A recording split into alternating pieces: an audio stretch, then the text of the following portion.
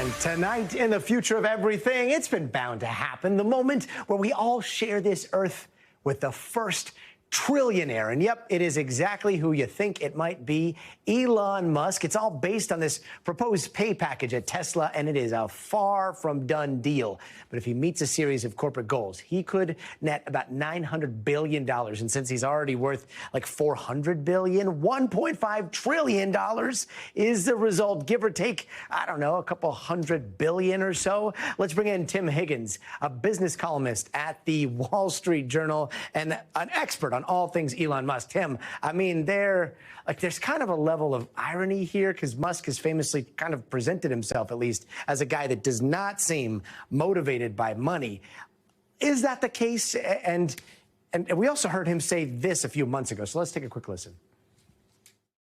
It's not a money thing. It's a reasonable control thing over the future of the company, especially if we're building millions, potentially billions of humanoid robots. I can't be sitting there and one day get tossed out by, for political reasons, by activists. That would be unacceptable. That's all that matters. So is control all that matters here? Is this a money play?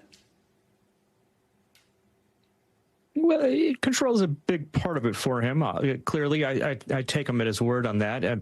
He's unlike some of these other tech giants in Silicon Valley who came up in an era where they had supermajority control or a special class of control of the companies they created. So he's kind of at the whim at Tesla with the shares that he owns, and he has reduced some of that stake in the past because of taxes and other issues, and he has been very vocal about that. But don't kind of ignore the idea that he likes that idea of $1 trillion. That headline, the $1 trillion man, that feeds the ego a little bit. But more than that, I think, is what really drives him is that really kind of hard challenge. And if you look at the way that this pay package is structured, these are incredibly hard milestones that he has to achieve. Essentially, the Tesla that we know today would not be the Tesla of 10 years from now if all of these things are accomplished, and it is an $8.5 trillion valued company.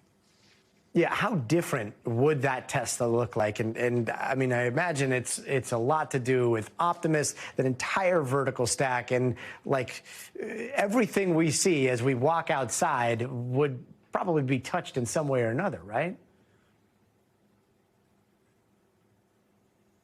Yeah, you think about the last time he had one of these big pay packages was in 2018, and that was really to motivate him to make a Tesla a mainstream automaker that just happened to be electric, really. That was kind of the big vision, and I think you could say he's done that, right? The Model 3, the Model Y, these are very popular electric cars, but are acquired by people who maybe just think they're cool.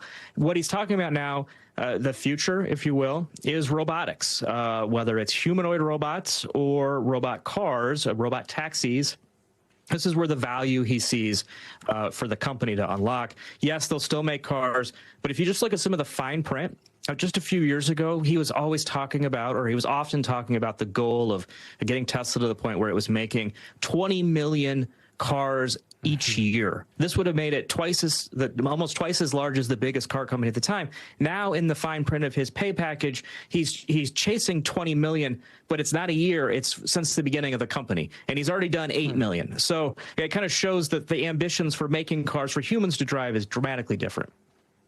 Yeah, and ever since his fallout with Trump, like a big question has been, where's his focus, right? So what is he up to? Is it Tesla? Is it Starship? Still dabbling a little bit on X? Where's he focused the most these days?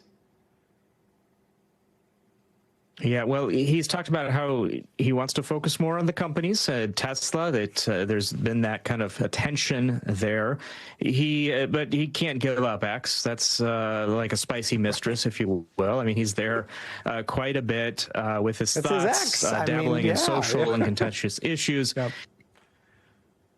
Absolutely, right? So he's there. I mean, but, you know, for Tesla investors, they can't be surprised at this point, right? Even when he became CEO of Tesla, the knock of him at the time was, well, he's already the CEO and the founder of SpaceX at the time. So Tesla has basically, from the early days, had an Elon Musk that hasn't been 100% there. Yeah, always important to remember. Tim Higgins from the Wall Street Journal, very excited to talk to you, and I'm really excited about our book coming out. Can't wait to read it. Thanks so much, brother. We thank you for watching, and remember, stay updated on breaking news and top stories on the NBC News app or watch live on our YouTube channel.